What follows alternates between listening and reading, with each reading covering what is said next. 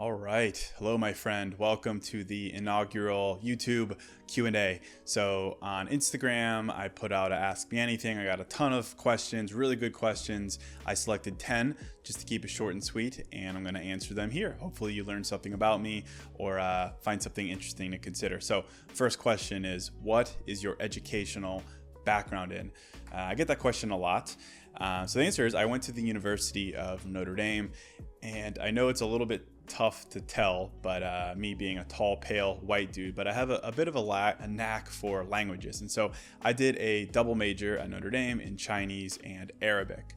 East Asian languages and cultures, that is Mandarin Chinese, and then Middle Eastern studies for modern standard Arabic. It was great. I just always had a knack for being good at weird, tough languages. I ended up working abroad in Shanghai. My thinking was to either use Chinese for international business or to use Arabic for some kind of government or impact work. Now, obviously, I don't do that for a living. Currently, I share my feelings for a living, which is a great shift, but it was a great investment at the time. I wouldn't change it. I loved it. I love Notre Dame. I loved the challenge that I was. And to this day, I still love learning about new cultures and languages and everything. So, you might not know that about me just looking at me. Next question is, can you explain again your thoughts on right person, wrong time? So I have strong feelings on this topic. I did a whole podcast on it. Right person, wrong time. My thinking here is that if we say right person, wrong time, or if someone else says that to you, it's just not being fully honest. When you say you met the right person, but it's the wrong time, that's really just a backwards way of saying that person is just not the fully right person. If someone tells you that you are the right person, but it's the wrong time for them, it's a tough pill to swallow, but what they really meant to say is you're just not the right person for them. In my mind, in my experience, right person, wrong time really just means wrong person. And I say that because I don't think there's ever a right time for anything in life. There's no right time to start a new job, start a business, start a blog, anything. And certainly there's no perfect time to fall for someone or to explore potential with someone with everything you have going on. There's never a right time. And frankly, I don't think there ever will be a perfect right moment.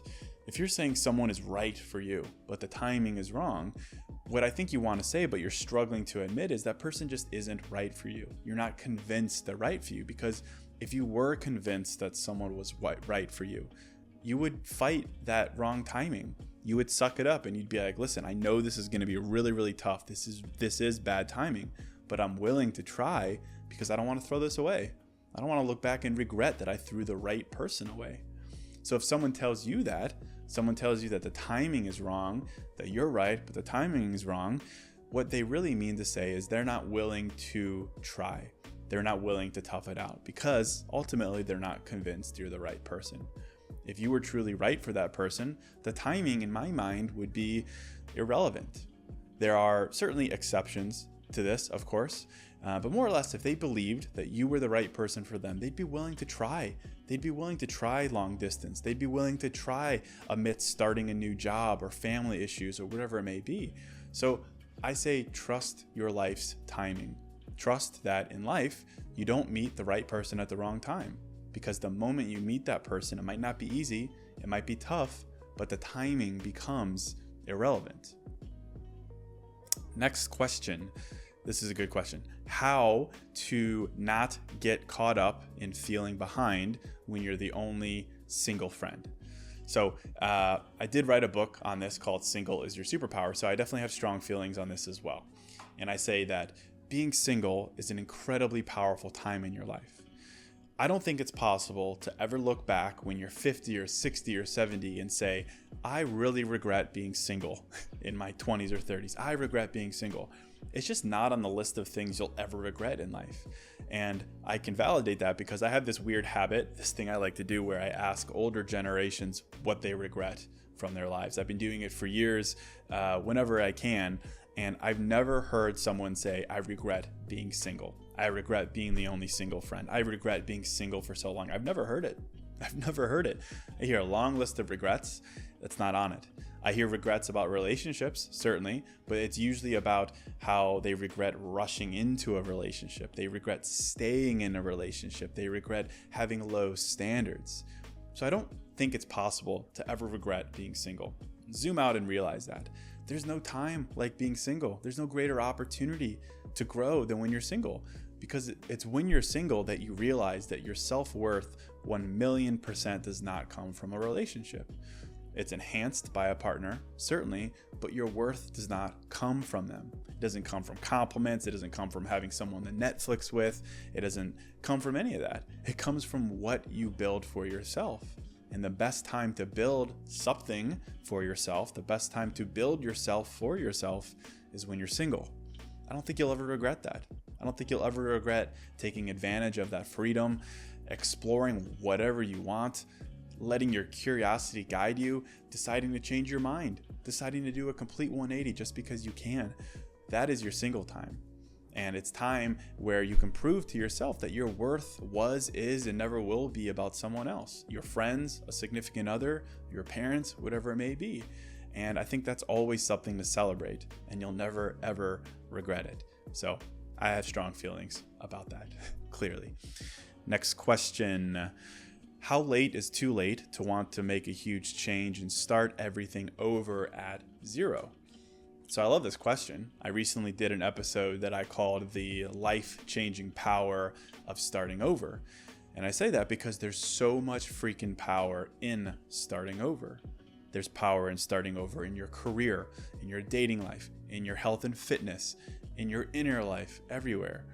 Starting over is simple. It simply means you're hitting reset and you're looking for what you deserve in another place, another person, another habit, another mindset, another circumstance. That's all it is, but we tend to do this thing where we see starting over as a reflection of failure. We see it as a reflection of messing up so bad that we need to start over from zero. But we need to reframe that. We need to reframe what it means to start over, because you're never starting from zero. You're always starting from experience. I've always lived by this idea, like an analogy of accruing points in my life, that anytime I do something awkward or challenging or embarrassing, something out of my comfort zone, I get one awkward point. I can then cash that in for confidence, because confidence is built on experiences that show you that no matter the outcome, it doesn't decrease your value. So I have this idea of points, awkward points, disappointment points, rejection points. These are experiences that each time I go through it and I keep my head up, I get 1 point, and eventually I can cash it in for what I want. And it's the same with starting over. Namely, that when you decide to start over, you're taking all the points you accrued up to that point and you're bringing them with you. You're never starting from zero. You're never leaving those points behind. You're always bringing them with you. You're always building on top of what you already created and what you experienced, because you're bringing the points with you. And nothing and no one can ever take those things from you. No bad ending, no breakup, no toxic work environment. Nothing can take those things from you. So when I say that, I'm so passionate about this idea of starting over, because starting over isn't about what you're leaving behind. It's about what you're bringing with you. And that is so motivating to me. So I hope that answers your question. Starting over isn't about what you're leaving behind. It's about what you're bringing with you. Whew. Next question. Okay, so I got a bunch of questions like this, which I love. I love that people are interested in me. A couple questions here. Do you do this full time? How do you make a living? What inspired you to go on this path of self-love? I love what you do. Thank you. How did you get the idea to start this page? So I got a bunch of questions like this. And to keep it short, yeah, this is what I do full time. It's such a gift. It's such a privilege. Prior to this, though, I'm 33 now. Prior to this, I worked in advertising technology sales. I led a sales team here in Chicago. I was actually at that company for 8 years, 8 full years, which is insane. I grew up there being 33 now, but I quit that job. I quit that job after 8 years to do this full time. And it's been incredibly rewarding. I make a living, to answer your question, from my writing, the journals that I've created, newmindsetwhodis.com, from partnerships, speaking engagements, writing for other companies. It's really very simple. I'm a writer and I'm a podcaster. So I make a living from writing and from talking. And it's funny, to the other questions here, I never set out to do this. Absolutely. I started the podcast as a challenge to myself to like find myself in a sense. And it's been such a gift, such a privilege to watch the journey unfold. I simply share my thoughts, my feelings on what makes me happy and fulfilled in life. And to see it help other people is just, it's amazing.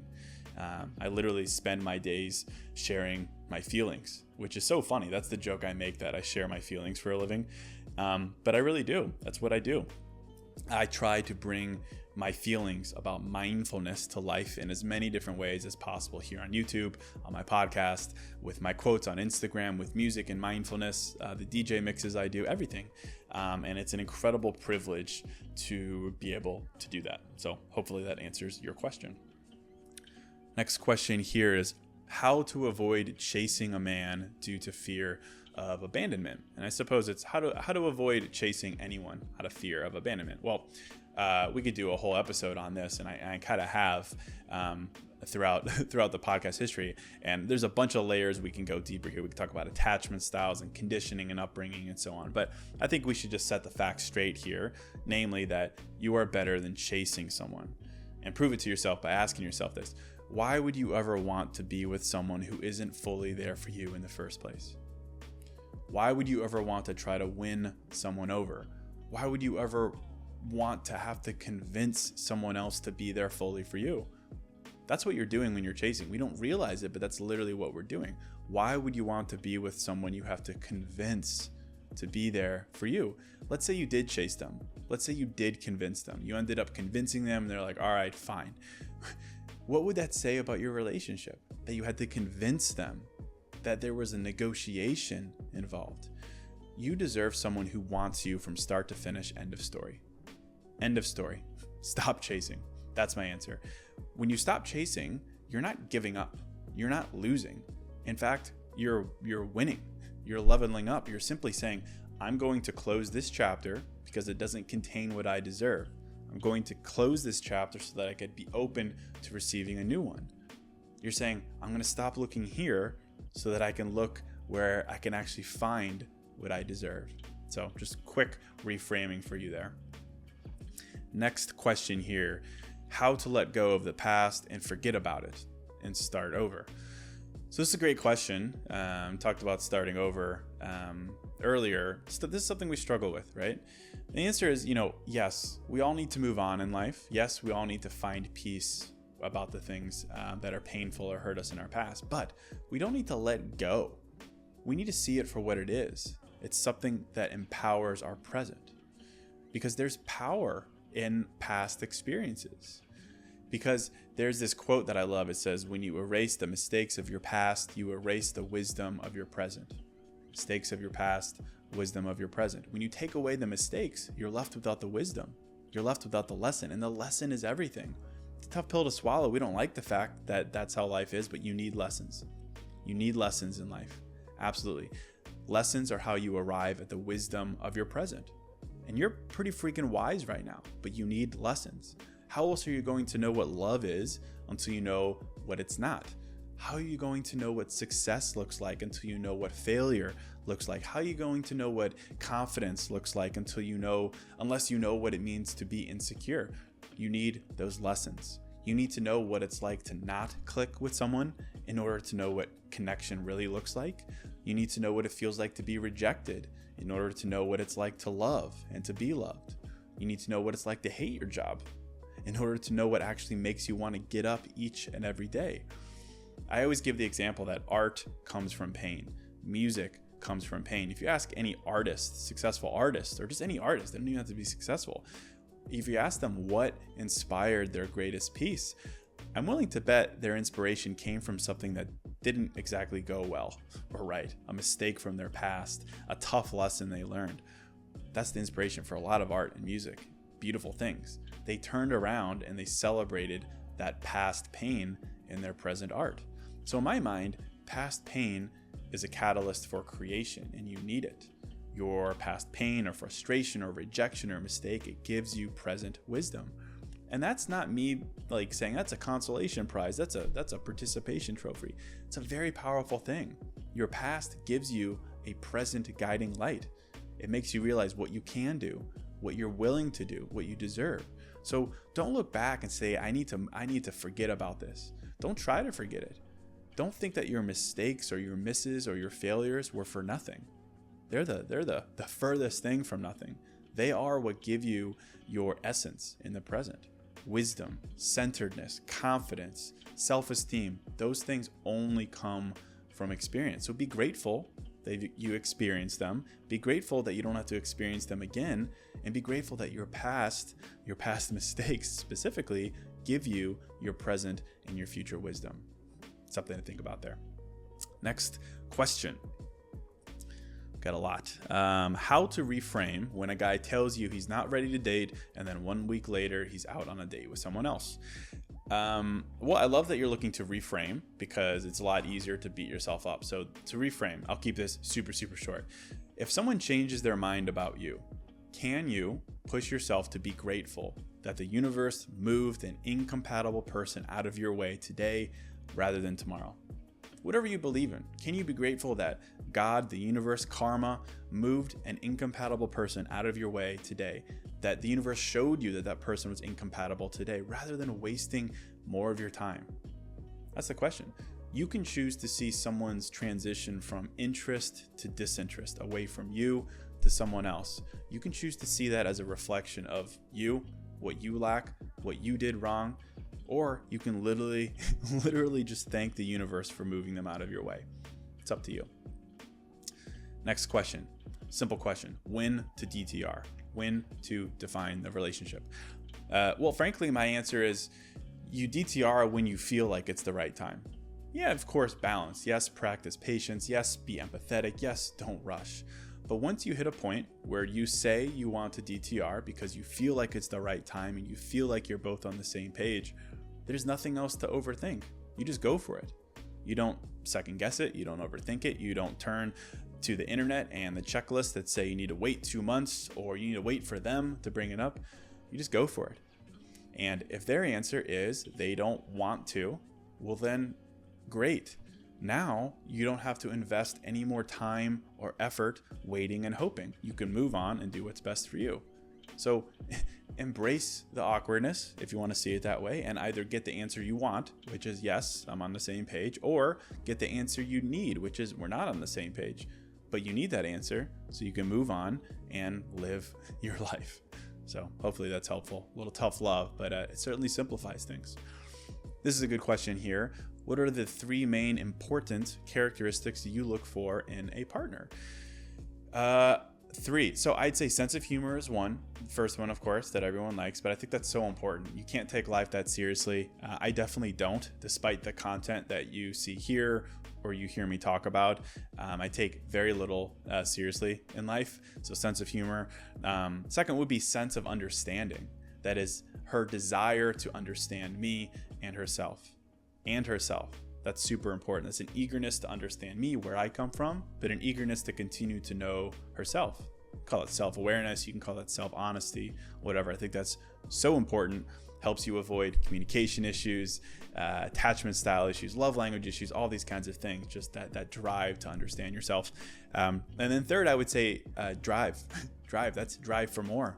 Drive to never settle. A drive to always remain curious and to want to know more about the world and what's going on and what you're capable of. So at a glance, I'd say those 3 things there. And then one more question. What is your greatest personal challenge and how can we help? That's very nice of you. I appreciate that.